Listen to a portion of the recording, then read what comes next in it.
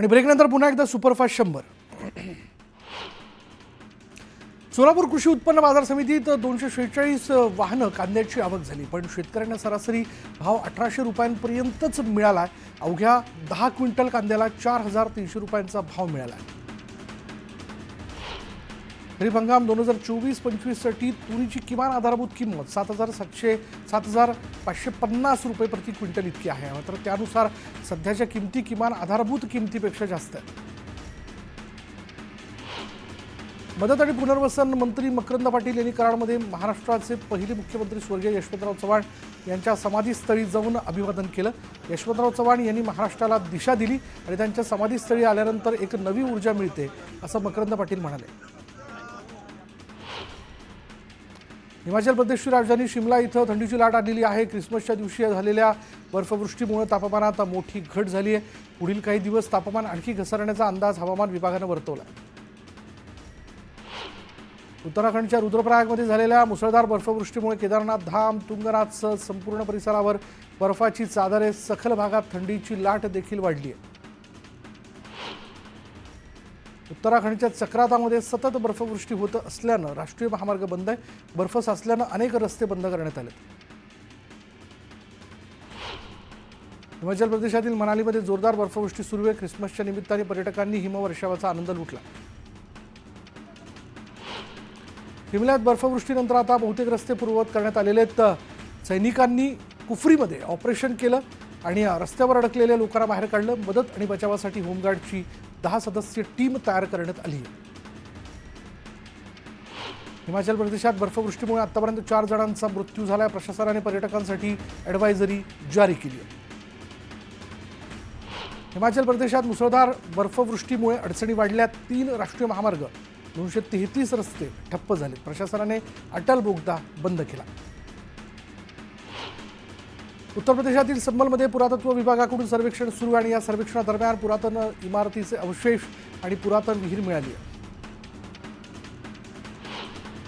संबलमध्ये भूगर्भात सापडलेल्या या किल्ल्याची पाहणी करण्याकरता ASIची टीम दाखल झाली आहे. पुरातत्व विभागाच्या अधिकाऱ्यांकडून या संदर्भात सर्वेक्षण सुरू आहे. आणि आता वेळ झाली का ब्रेकची. ब्रेक घेऊयात. पहा फक्त न्यूज 18 लोकमत.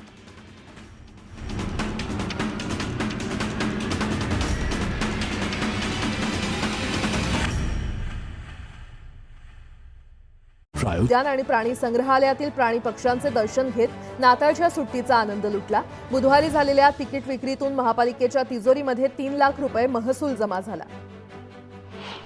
कुर्ला येथे बेस्ट बसच्या अपघाताला 15 दिवस उलटून गेले तरी त्याबाबतचा अहवाल अद्याप सादर झालेला नाहीये. मात्र अहवाल सादर होण्यापूर्वीच बेस्ट उपक्रमाचे महाव्यवस्थापक अनिल डिग्गीकर यांची बदली झाल्यानं आश्चर्य व्यक्त होतंय.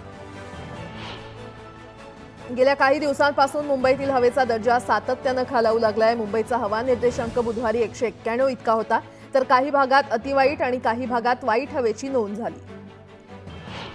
कॅनडा आणि अमेरिकेमध्ये जवळपास 35,000 विद्यार्थ्यांना बेकायदा पाठवण्याचे प्रकरण उघडकीस आलंय. या प्रकरणी सक्तवसुली संचालनालयानं मानवी तस्करी प्रकरणी मुंबई, नागपूर, गांधीनगर आणि वडोदरा येथील 8 ठिकाणी छापे टाकले. घाटकोपरच्या पतंगनगर भागात फेरीवाल्यानं महिलांशी अश्लील वर्तन केल्याचा प्रकार समोर आलाय. 2 महिलांचा पाठलाग करून त्यांना पकडण्याचा प्रयत्न संबंधित व्यक्तीकडून होत असल्यानं त्याविरोधात पोलीस ठाण्यात गुन्हा दाखल करण्यात आला. सायन पनवेल महामार्गावर वाहनाला आग लागली. वाहन चालक प्रसंगावधान साधत बाहेर पडल्यानं जीवितहानी टळली. मात्र आगीमध्ये गाडी जळून खाक झाली आहे. सोलापूर कृषी उत्पन्न बाजार समितीमध्ये 246 वाहनं कांद्याची आवक झाली, पण शेतकऱ्यांना सरासरी भाव 1800 रुपयांपर्यंतच मिळाला. अवघ्या 10 क्विंटल कांद्याला 4300 रुपयांचा भाव मिळाला. खरीप हंगाम 2024 ते 25 साठी तुरीची किमान आधारभूत किंमत 7,550 रुपये प्रति क्विंटल आहे. मात्र त्यानुसार सध्याच्या किमती किमान आधारभूत किमतींपेक्षा जास्त आहेत. अहमदाबाद विमानतळावरून सोन्याची तस्करी पकडण्यात आली आहे. 2.35 कोटी रुपयांचं 3 किलो सोनं जप्त करण्यात आलंय. भाईंदरच्या एका हॉटेलची खिडकी तोडून आत प्रवेश करून 28,000 रुपये किमतीचा मुद्देमाल चोरी करत चोरट्यांनी पळ काढला. यानंतर अज्ञात इसमाविरोधात नवघर पोलीस ठाण्यात गुन्हा दाखल केलाय. तर सीसीटीव्ही फुटेजच्या मदतीनं चोरी करणाऱ्या दोघांना फाटक येथून ताब्यात घेतले. बदलापूरमध्ये एका दुकानाचं शटर तोडून दुकानातील रोख रक्कम आणि सामान लंपास केलं होतं. त्यानंतर पोलिसांनी सीसीटीव्ही फुटेजच्या आधारे 2 आरोपींना अटक केली आहे. हे दोन्ही चोरटे रेकॉर्डवरील गुन्हेगार असून आतापर्यंतच्या चौकशीतून त्यांनी 4 गुन्ह्यांची कबुली दिली आहे. बदलापूर रेल्वे स्थानकाजवळ 3ऱ्या-4थ्या ट्रॅकच्या कामाला सुरुवात झाली आहे. मात्र या कामासाठी रेल्वेनं 4 महिन्यांपूर्वी लाखो रुपये खर्चून बांधलेली भिंत तोडली आहे. मदत आणि पुनर्वसन मंत्री मकरंद पाटील यांनी कराडमध्ये महाराष्ट्राचे पहिले मुख्यमंत्री स्वर्गीय यशवंतराव चव्हाण यांच्या समाधीस्थळी जाऊन अभिवादन केलं. यशवंतराव चव्हाण यांनी महाराष्ट्राला दिशा दिली. त्यांच्या समाधीस्थळी आल्यानंतर एक नवी ऊर्जा मिळेल असं मकरंद पाटील म्हटलं. रावेरचे आमदार अमोल जावळेंनी पाल ग्रामीण रुग्णालयाला अचानक भेट दिली आणि यावेळी त्यांनी अस्वच्छता आणि कर्मचाऱ्यांच्या बेफिकीवर संताप व्यक्त केला. त्यानंतर जिल्हाधिकाऱ्यांकडे तक्रार करत सिव्हिल सर्जनला तात्काळ कारवाईचे आदेश दिले. मंत्री जयकुमार गोरे यांनी भाजपचे खासदार उदयनराजे भोसले यांची भेट घेतली. जयकुमार गोरेंनी उदयनराजेंची भेट घेऊन सातारा जिल्ह्यामध्ये त्यांच्या नेतृत्वाखाली भाजप पक्ष मजबूत करणार असल्याचं सूतोवाच केलं.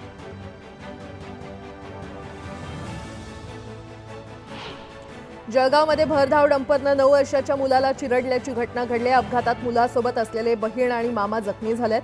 दरम्यान या घटनेमुळे जळगाव शहरातील संतप्त नागरिकांनी उभ्या डंपरला पेटवून दिल्याचा धक्कादायक प्रकार समोर आलाय. यवतमाळच्या सहकार क्षेत्र डबघाईला येऊन सामान्य नागरिकांच्या ठेवीवर डल्ला मारण्याचं काम असल्याचं चित्र आहे आणि गेल्या 2 वर्षात 300 कोटींच्या वर ठेवीवर डल्ला मारण्यात आलाय आणि 10 वर्षात 9 सहकारी बँक आणि पतसंस्था यांच्याकडून 400 कोटींच्या ठेवी बुडाल्या. राज्याच्या हिवाळी अधिवेशनात गाजलेल्या बीडमधील सरपंच संतोष देशमुख प्रकरणाचा तपास आता सीआयडीकडे वर्ग करण्यात आलाय. अपहरण करून हत्या तसंच पवनचक्की खंडणी, अॅट्रॉसिटी आणि पवनचक्कीवरील भांडण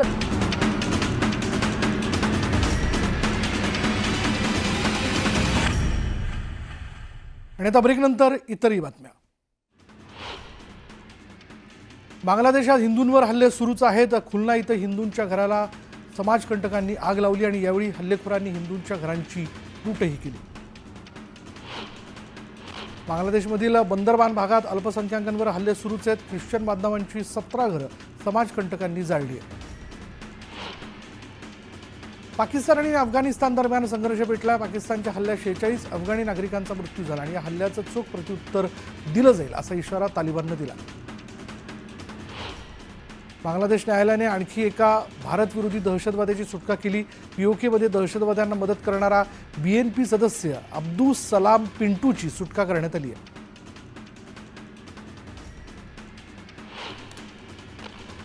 घडामोडींचा सिलसिला असा सुरू राहणार आहे. यानंतर देखील पुढल्या बुलेटिनमध्ये घडामोडी आपण जाणून घेणार आहोत. माझी सहकारी ज्ञानदाबरोबर. धन्यवाद विशाल. आणि आतापर्यंत दिवसभरात महाराष्ट्रात कोणकोणत्या घडामोडी घडल्यात याचा आढावा पुढच्या बुलेटिनमध्ये घेण्याआधी सुरुवातीला हेडलाईन्स.